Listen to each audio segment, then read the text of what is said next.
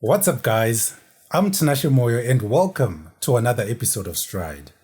On this channel, my goal is to inspire people to take the first step towards their goals in life using my personal experiences. And today, we have another special guest in the house who also happens to be the very first guest of 2025.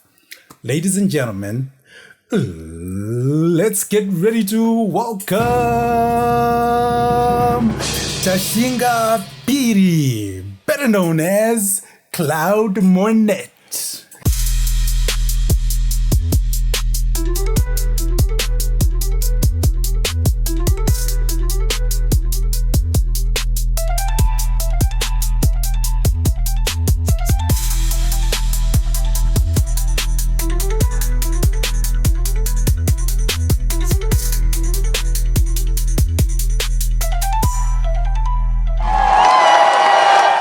What's up? Greetings. What's up, Give me brother? some, brother. Yeah, what's up? Yes, how are you? I'm good and fine now. I'm good. Compliments of the new season. Yeah, compliments of the new season indeed. How does it feel to be in 2025? All thanks to God, bro. All thanks to God. 2025, yeah. I'm ready for it. Okay. I guess we can let the world know how ready you are. Yeah. All right, so getting on with the show, can you just start by telling us a bit about yourself? Okay. Tashinga Phiri, aka Cloud Monet. Okay. I'm an introvert. I like taking emotions to myself, not including people in my personal feelings and all of that. You know, I have big dreams. I have goals in life, and I wish and pray that God fulfills them and give me the strength to fulfill them. Okay. Yeah, that's Tashinga Phiri for you. Okay. So basically, we can say Tashinga Phiri is more of a loner. Yeah. We can say that. Yeah. Okay. Yeah. So, what's a childhood memory that still brings a smile to your face? Okay. I remember this other day we were traveling from Blawayo to Kwekwe. So my auntie once said she desired to have 4 kids. Okay. But she had 3 of her own. And she said I made the count. So at that time, I felt like I was needed in something. I belong, you know. So at that same moment, I felt like I have a purpose in life to fulfill someone's desire to have 4 children and things like that. Okay. That's actually quite powerful. Yeah. Yeah, I know. That's why it is my childhood memory that brings a smile on my face. Yeah. Okay. Yeah, I really do like that, because I don't think many people actually get to understand like their full purpose in life. Yeah. And like for an event like that, like giving you that idea that it's your my purpose. Yes. Yeah. Yes. It's something that's really interesting. So just getting into the educational path. Yeah, the educational part is fascinating. You can continue though. Okay. So based on a previous conversation we had, you stated that you didn't have an interest in pursuing A-level. Yes. What changed your mind? Nothing changed my mind because I still have that mind. Okay. Yeah, I still didn't want to go to A-level. But I didn't have a choice. Like when I finished my O-level, I wrote about 7 subjects and I passed them all. Okay. Then my brother said, there's no reason for you to stay at home. You need to do something.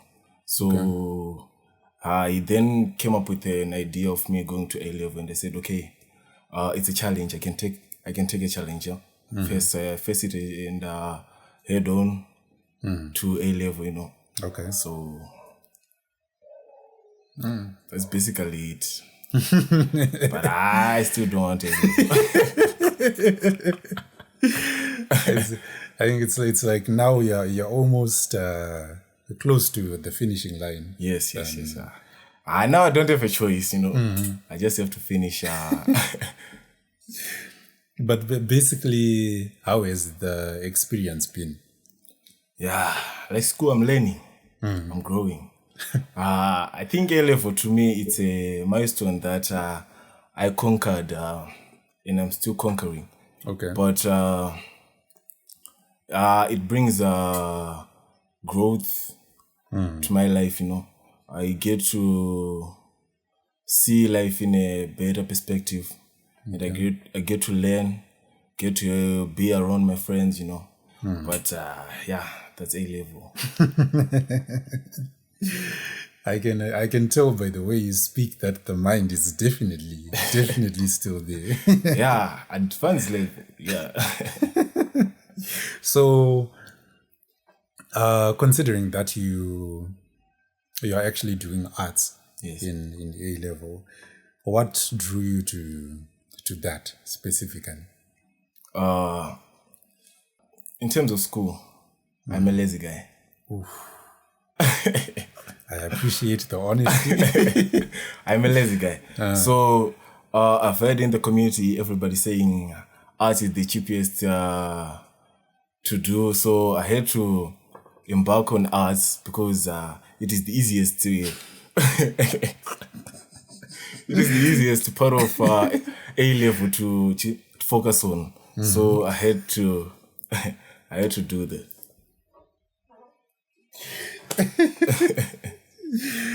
Okay. I think you simply spoke about that helping you overcoming challenges. Yes. And also the part of considering that it's like one of the easiest. But I think what I can commend you on is that you still decided to pursue that. Yes. Regardless of what people might say. Yeah. So you also stated that you don't have any early plans of going to university after A level. Yes. So what influenced that decision, and like what's the plan moving forward? Okay. Growing up, I have let people decide what to do in my life, like a person who's employed. You let your boss command you to do something, you know. So I had to indulge in what was given to me at a certain point in life, growing up. So when I reached the age of 17, I told myself that I don't want to work for the government. I wanted to be an entrepreneur. So I get to a certain point where I realized that going to university, you have a degree. Yeah. After that degree, you then want to find a job in the government, you know. Yeah. So I didn't want to be part of that. So I want to create my own legacy, something I can look up to after about 30 years and say, I did this. You know, I want to leave a footprint of this world, in this world, you know. So that's why I didn't want to go to university. Yeah. All right. I actually like that line of thought because not many people consider being an entrepreneur. Yes. I always remember some conversations that I have with people.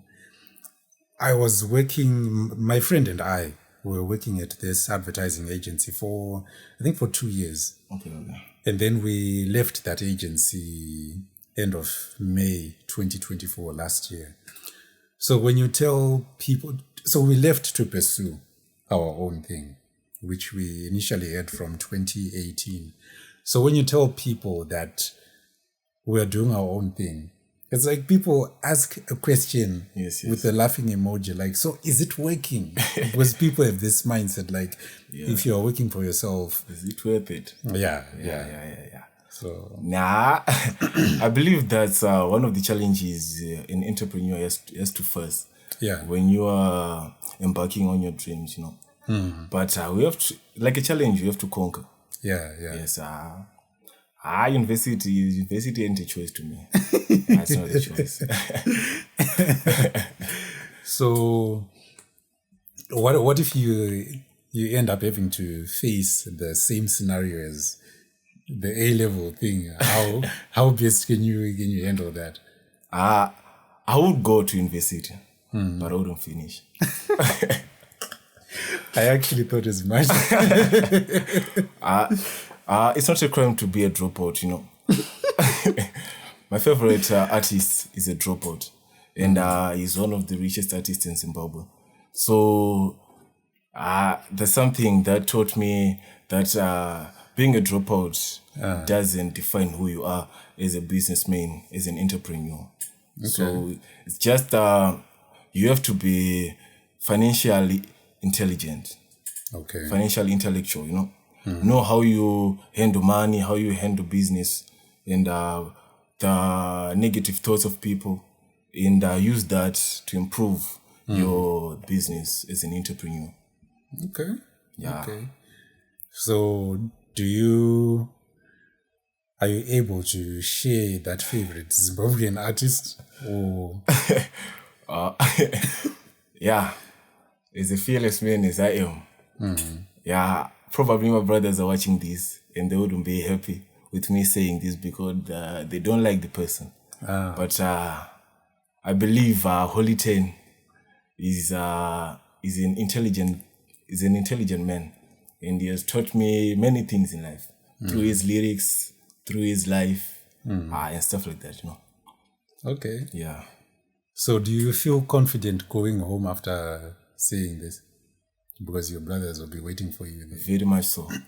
Okay. Yeah, I can defend myself.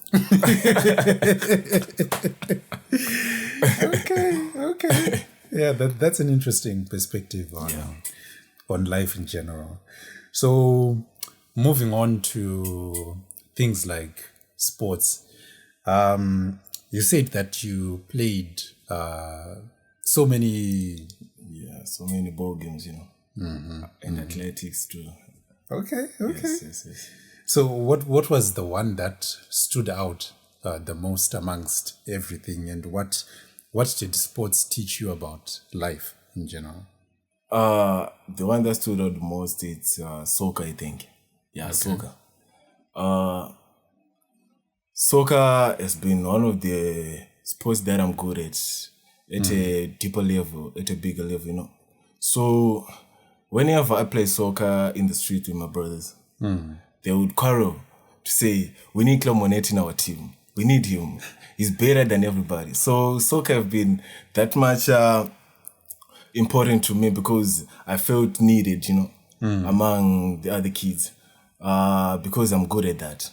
Okay. So, and sports to me, like anybody else, sports teaches discipline, and you get to travel.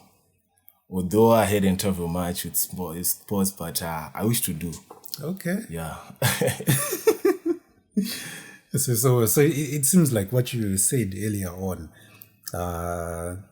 your purpose was actually playing a role. Yeah. Like naturally, like being able to fit in. Yeah. Okay, that's good. I was trying to hold back on this, but between you and your brother or brothers, rather. Brothers. Mm-hmm. Yeah. Brothers, okay. Because there was one person in particular, but I'll just say brother. Okay. Where would you rank yourself amongst your brothers? Were you in terms of what? Were you like the best of the best, or I know you spoke about them wanting you on. Yeah, on every team. Or in terms of sports. Yeah, sports. Yeah. In terms of sports, I was the best. Okay. Yeah, I wouldn't rate myself because they wouldn't reach it. They wouldn't reach my level. Yeah, in terms of sports, I'm the best. Okay, that's okay. And you openly but briefly spoke about living with depression, which is something most people don't usually like to share. Yes. And I really appreciated that, considering that I'm also someone who goes through pretty much the same. Yeah. When did you actually figure out that it's something that you actually suffer from, and how do you normally navigate? My life has been a tragic life, Okay. but I hope people learn from it. My biological mother died when I was 5 years old. Okay. Then I think in grade 4 or 5, my father bounced. He left. Okay.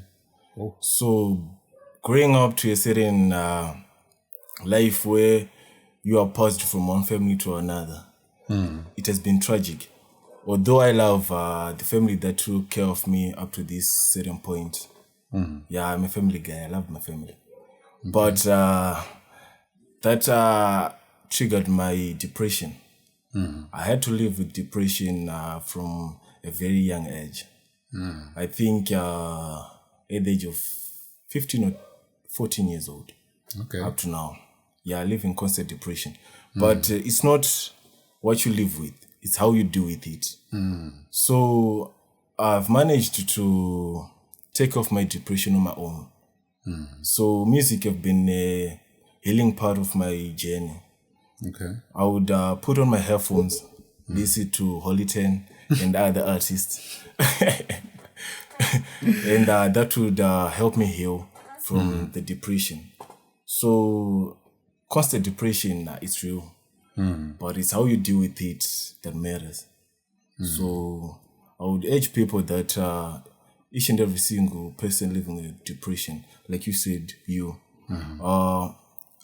I will urge you to find a certain thing or a certain hobby that will keep your mind off the tragic memories, the depression, and things like that.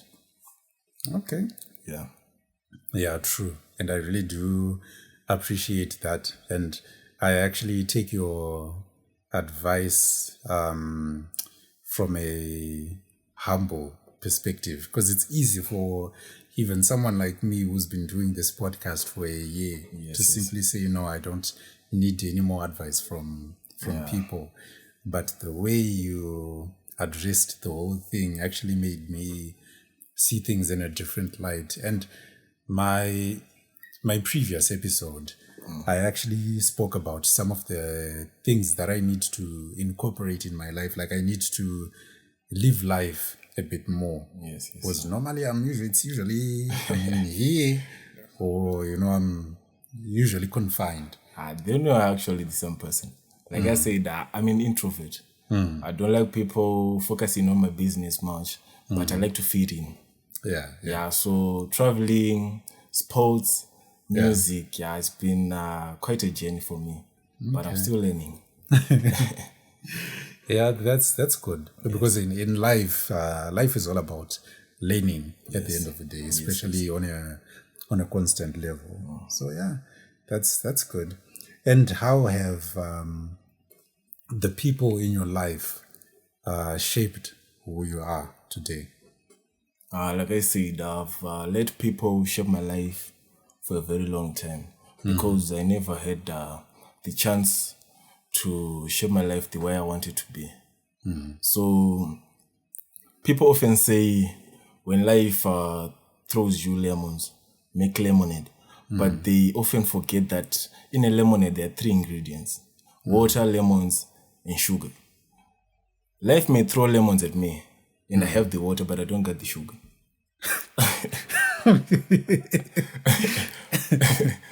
But yeah.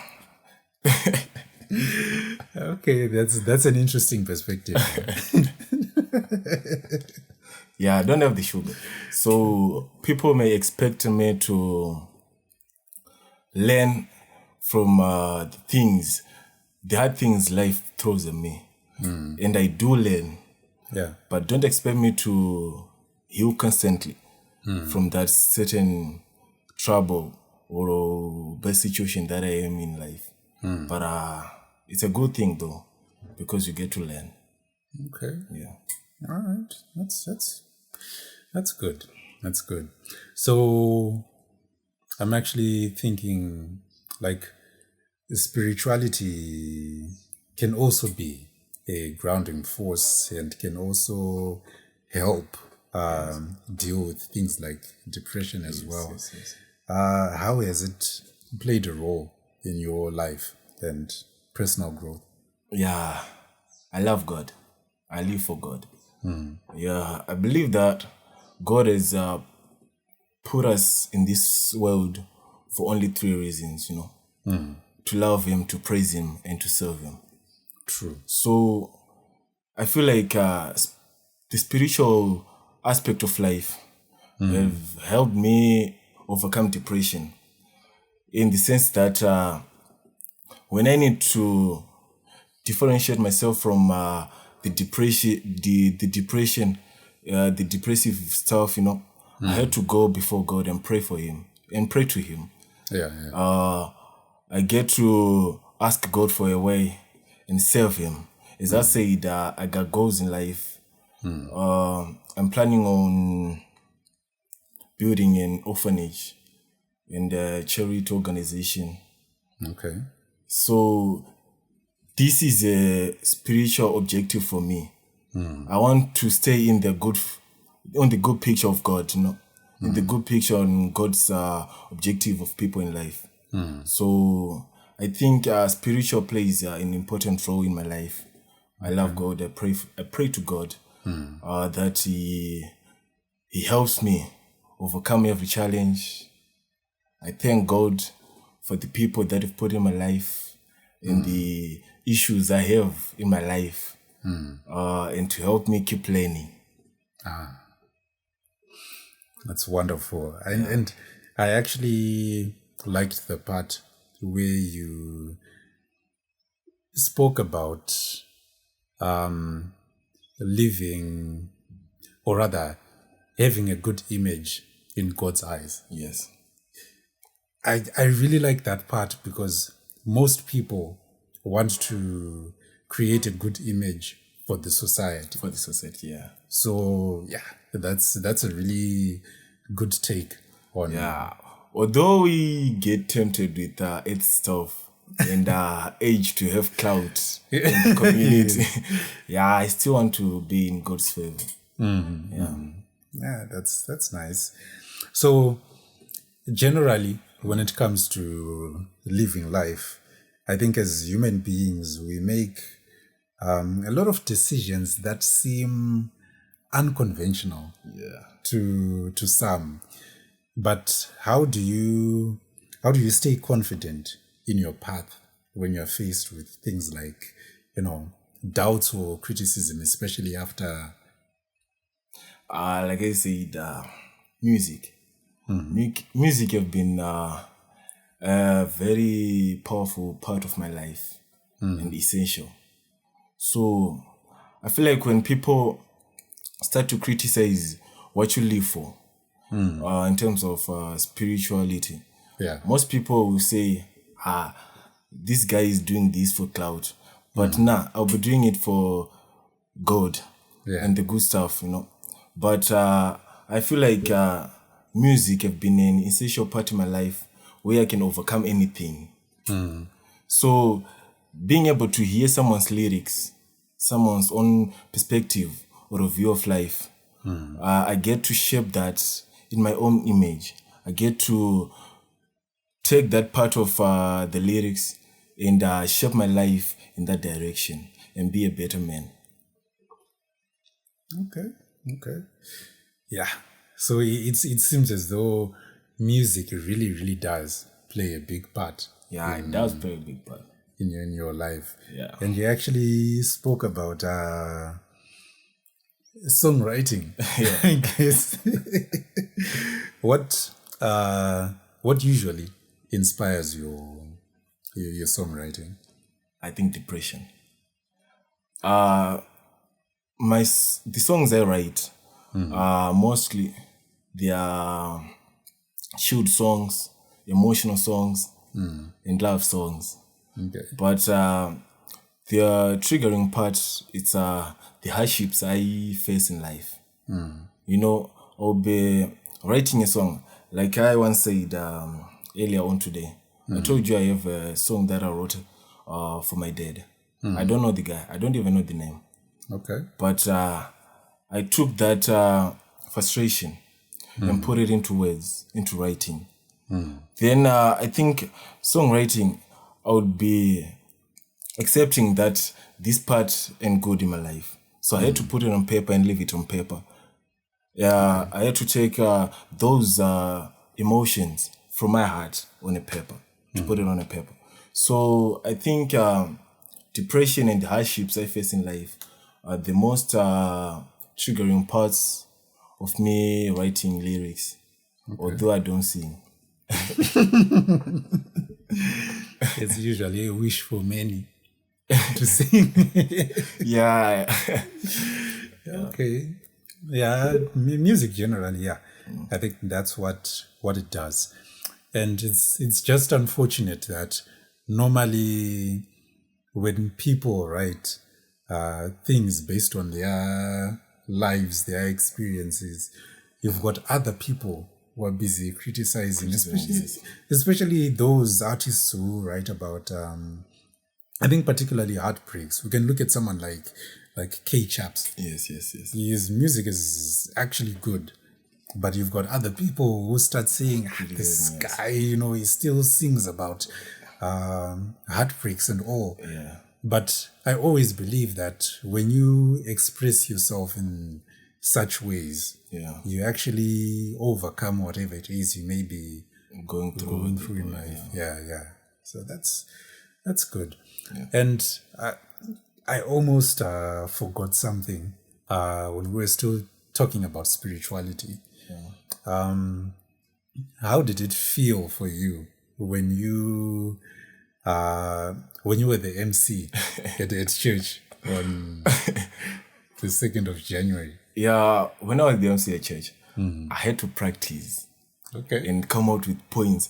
Being an MC, it's all about making people laugh. Yeah. So I feel like that was a deed I had to do in order to be in God's good side, When the preacher came to me and said he wanted me to be the MC. I've never been an MC. That was my first time though. Okay. But at first I got a thought where I stood up and said, I can't because I've never done this.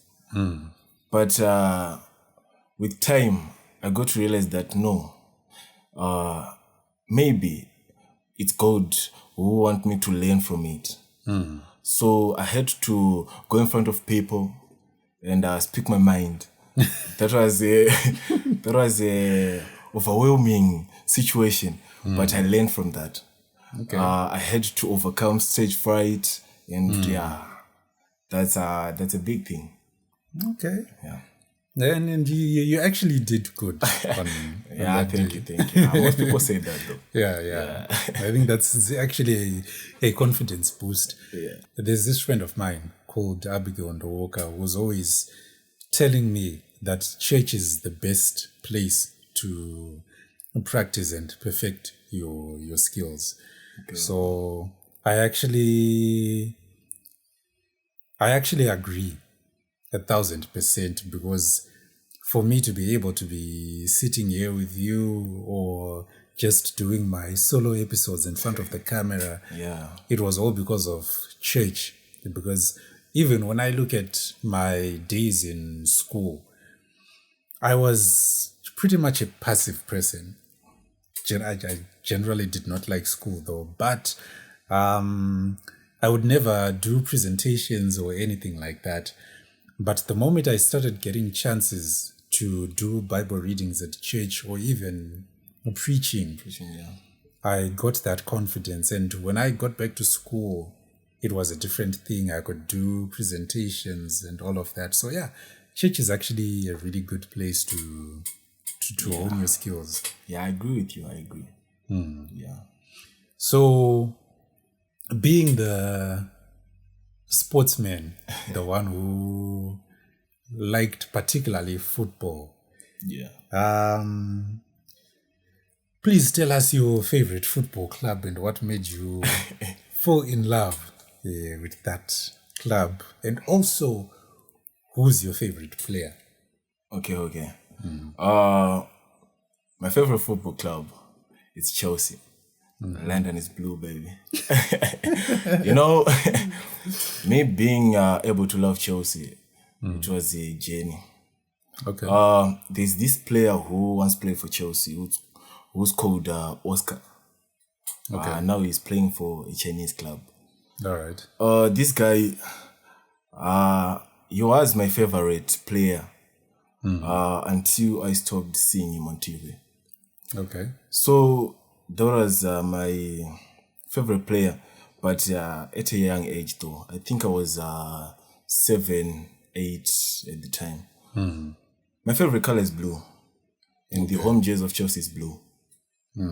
My favorite player is Neymar. So Neymar was that one player who made me love Chelsea. He plays for Brazil, and Oscar played for Brazil. They both played for Brazil. So I remember seeing a Brazil match during the World Cup. So that match, Brazil lost to Germany 7-1. Oh, wow. But the player who scored that one goal was Oscar. Okay. So I got to love this person even more. And then I trolled him until I found Chelsea. Okay. So it was a match made in heaven. Yeah, I love Chelsea, yeah. Okay. And you said your favorite color is blue. Yes, it's blue. Right. I think the English usually say blue is also a synonym for being depressed. Yeah, that's new.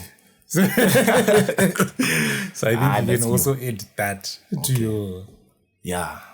Like I said, it's a match made in heaven. So, normally football clubs actually become a part of us, like emotionally. Whether the team wins or loses, we react a certain type of way. Yeah. So how does being a Chelsea fan influence your approach to life? Like Chelsea, last season, they flopped, man. They flopped. But they didn't give up though, because by the looks of things, this season they're dominating. True. The last time I checked the table, we were number 2 in the Premier League. So, regardless of how last season was, the Chelsea club kept pushing. They kept going to training. And now we are winning matches. So, to me, it resembled hard work and endurance. Okay. So just because you lost 1 match or 2 matches doesn't mean you have to give up. You have to keep on pushing. Just because you are facing challenges, not every challenge is the devil's work, True. So I always tell people that, because most people say when they face a challenge, they say, this is Satan's doing. But no, some challenges, it's God trying to teach you a lesson from those challenges. Yeah. Like Chelsea. God was trying to motivate them. Yeah. There are certain lessons that God wanted to teach them. Okay. So Chelsea, they resemble endurance and unity as a family. Yeah. Yeah, that's an interesting outlook on life, because I think we are quite similar in that kind of approach. Okay. Even though I am a Manchester United fan, The Devils.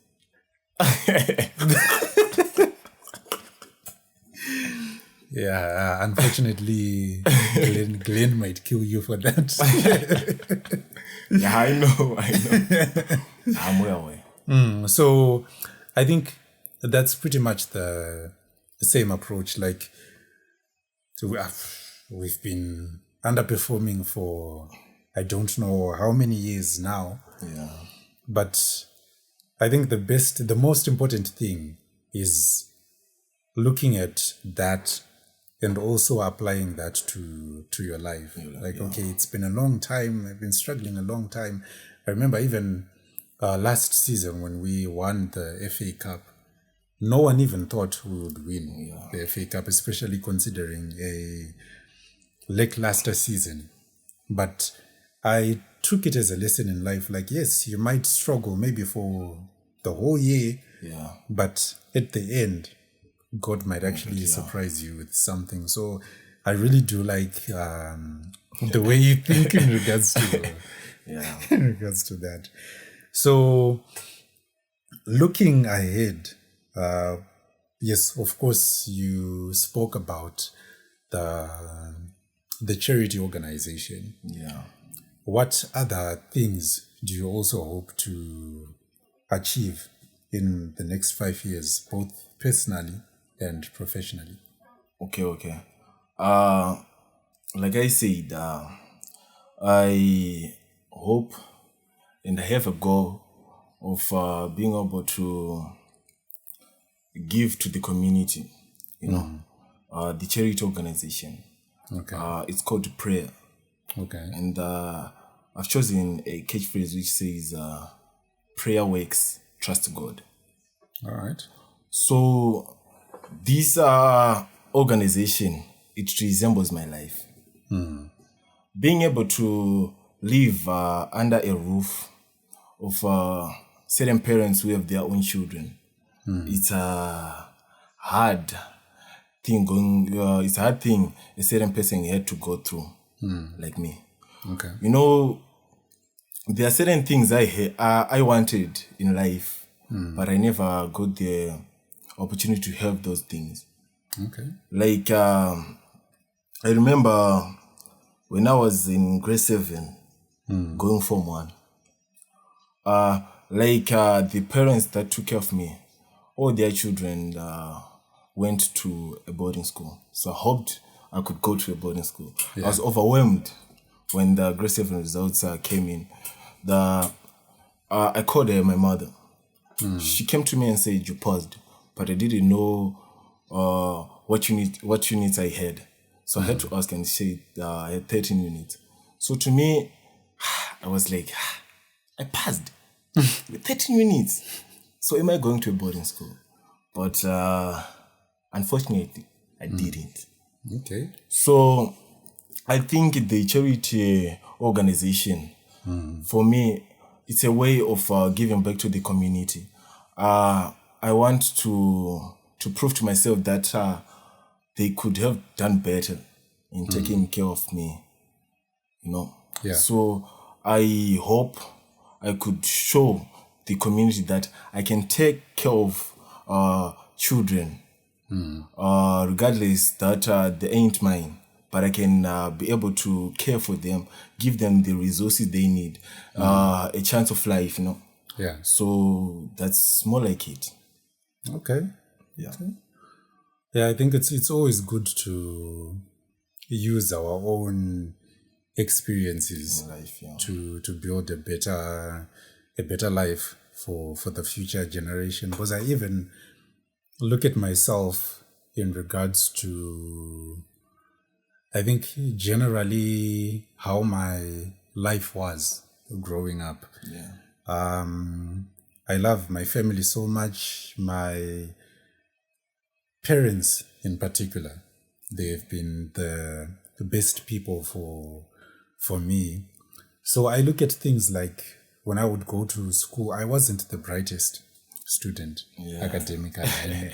I never was that. I'll never lie to people or be ashamed to talk about that.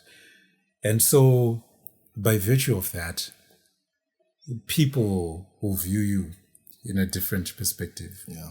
Like, this guy is just, what is it that he can achieve in life? So just by hearing those words, and even some of my classmates, they would make fun of me to the point where I grew up struggling with confidence. Yeah, same applies. Yeah. As it's like people say, this guy is too shy. But no, it wasn't a choice, but it's something that's psychological, that was seeded in you when you were a kid, that you had to grow up with that. Yeah. So you then look at the next person like, okay.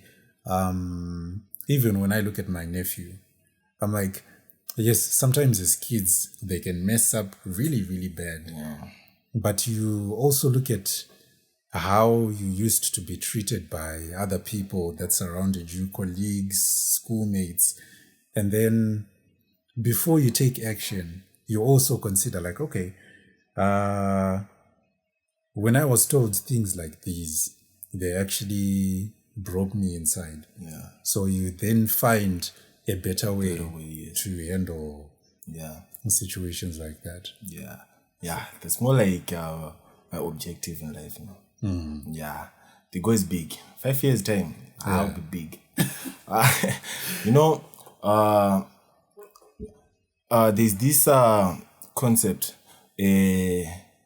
European singer once said, there is a societal beliefs, you know, community beliefs, that a person should go to university by 20 or 21, then finish university by 25, you know, find a job by 26, be successful by 30.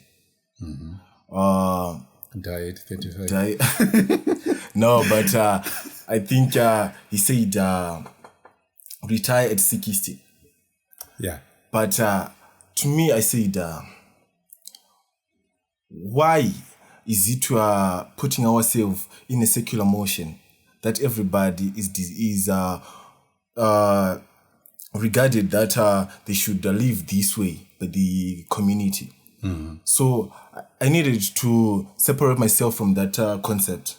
Yeah. I want to overcome certain things, certain goals in life by 20.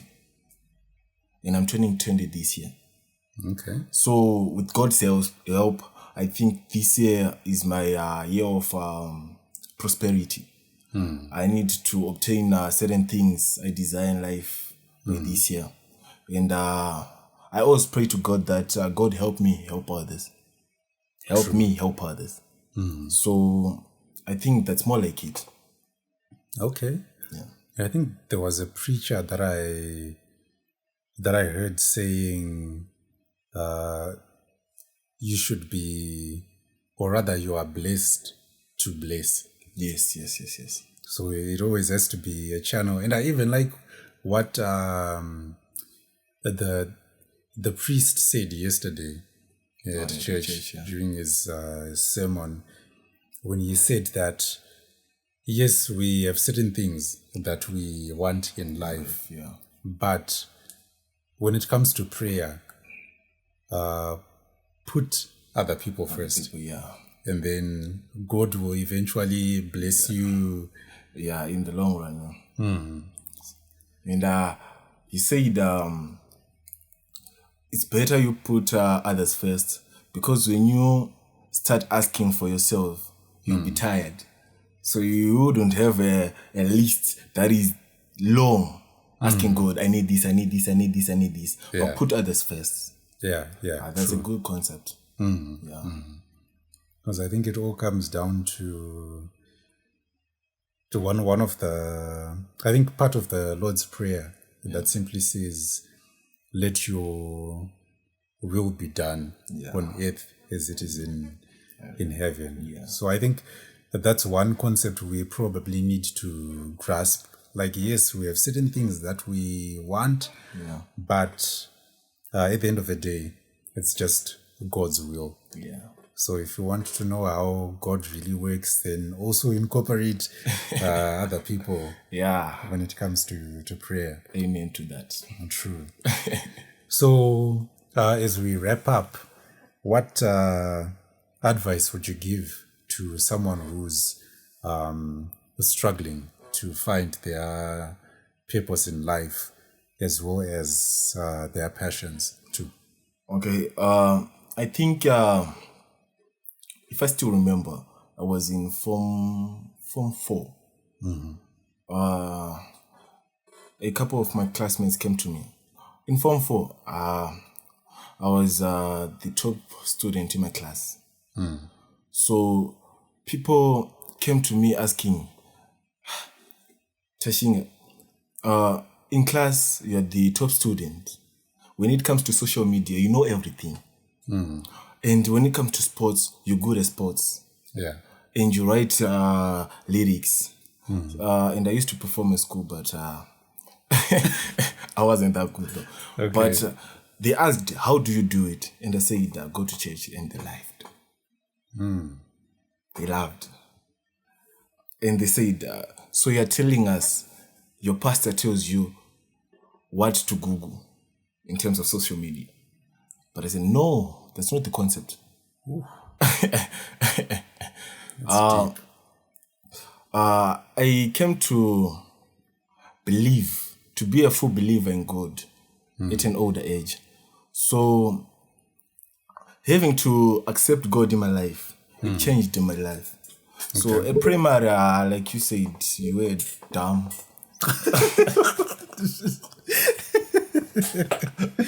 Okay, so that's a good one.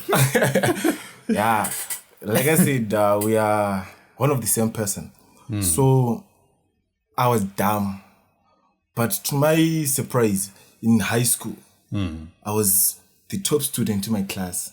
Okay. So I got to understand that that's God's work. The moment I started going to church because I loved church, things started to become more shapeful in my life. I had to see my life shaping in a certain way that I wanted it to be. So the advice that I gave them, it was from a deeper meaning and a deeper understanding that this worked in my life. So I think you should go to church. Not for the reason that you're going to church for, but for the reason God wants you there. Okay. So go to church. All right. Yeah. So I encourage you, I acknowledge you, I aid you, go to church. Well said. Well said. Nothing more that I can add to that. I think it's solid like that. Before we close, there's a segment called Quick Strides, where we just have 5 fast-paced questions. Okay. So that the audience also gets to know you in a fun and light-hearted way.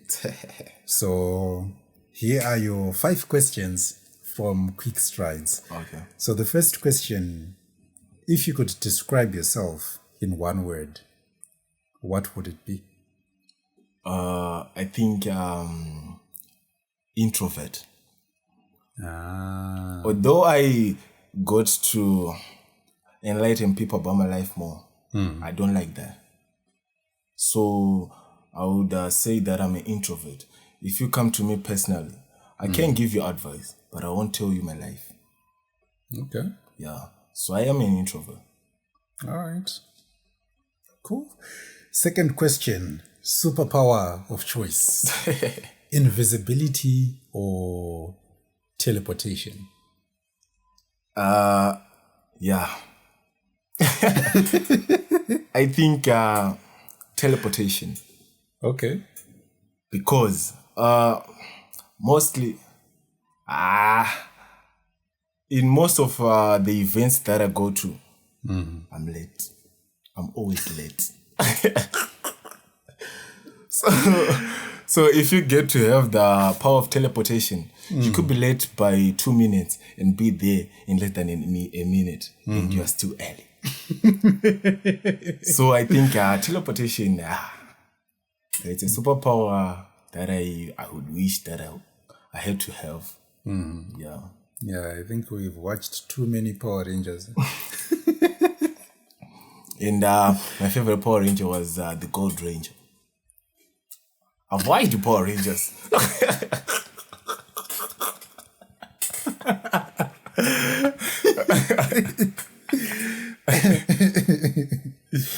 Yeah. Well, for today, we won't argue. Okay, so the next question. What's the first thing you do when you wake up? First thing in the morning, when I wake up, I thank God for life. Look at the mirror, say, I'm the blessed. So, first thing in the morning, thank God for life. I thank God for life. Because most people believe that going to church, you go to church because there are certain miracles that are performed at church. But people don't get to realize that waking up is a miracle on its own. True. So waking up, I thank God for life. Yeah. Yeah, that's powerful. And the next question, favorite childhood cartoon or TV show?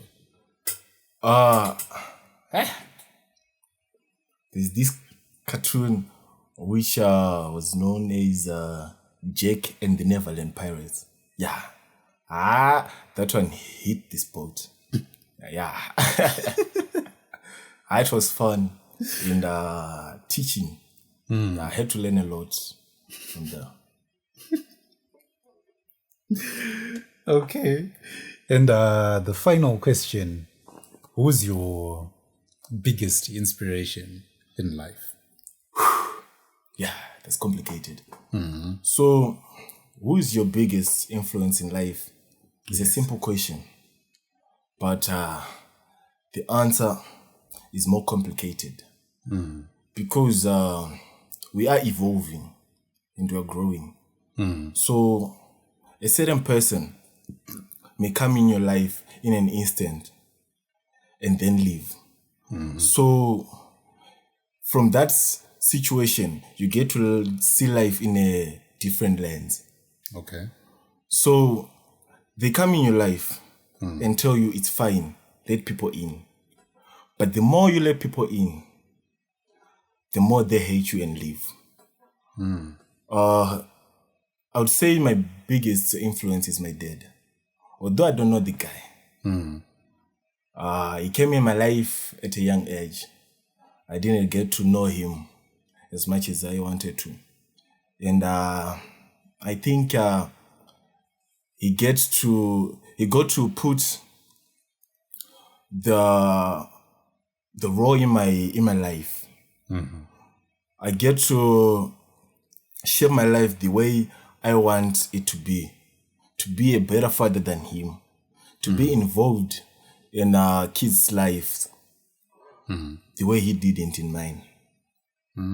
So I think he's my greatest influence, although I don't know him. Oh, wow. That is such a unique take. Yeah. A very, very unique take and inspiring at the same time. It's very inspiring. Yeah. I mean, God really, really, really needs to bless you in, all your... Yeah, I receive. Your plans in life. Yeah, I receive. Yeah, and he definitely will. Yeah. So, yeah, I think that's just about it. Yeah. We are pretty much done with this whole conversation. Honestly, this was fun and very enlightening. And I also like the fact that we kind of share similar paths. Yeah. Because sometimes you just think like you're the only The one old one, yeah. in life, but I'm really happy with that. Yeah. So thank you very much for being a part of the podcast.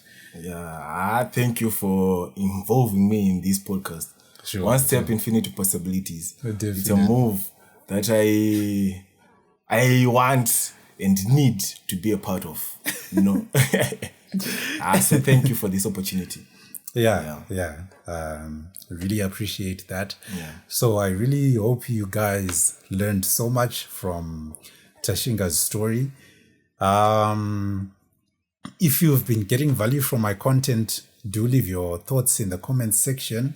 I'd love to know what you guys think. Leave a like. Make sure you're subscribed. If you haven't subscribed to the podcast, you are actually missing out on a lot. Yeah. So do join the movement and let's grow together. So this is from me, Tashinga, and the man behind the scenes, that is none other than Glenn. Uncle K. Uncle K, has so many names, but we should just close this thing for now. So thank you guys for watching, and I will see you in the next one. Peace. And cut.